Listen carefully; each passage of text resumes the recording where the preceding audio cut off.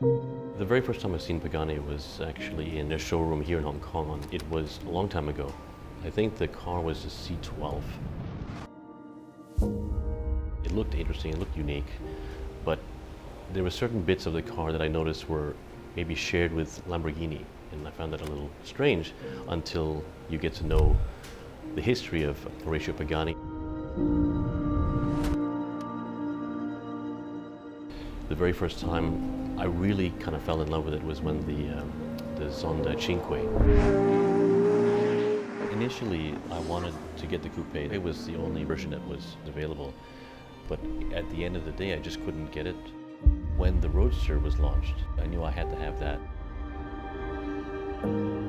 For the exterior, I've always wanted to have exposed carbon fiber.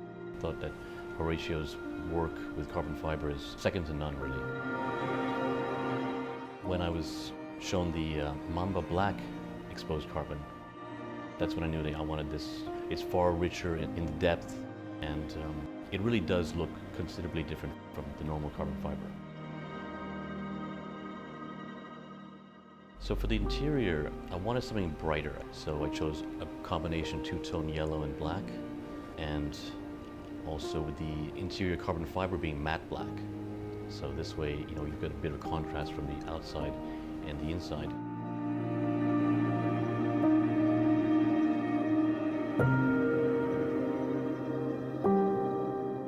For the last bit, for the exterior, I wanted something subtle but also slightly aggressive.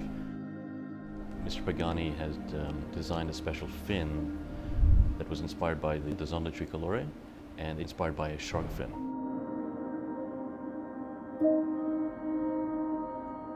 This was the quest, really, to obtain the Roadster, and I was, in fact, lucky enough to receive the last one, the 100 out of 100.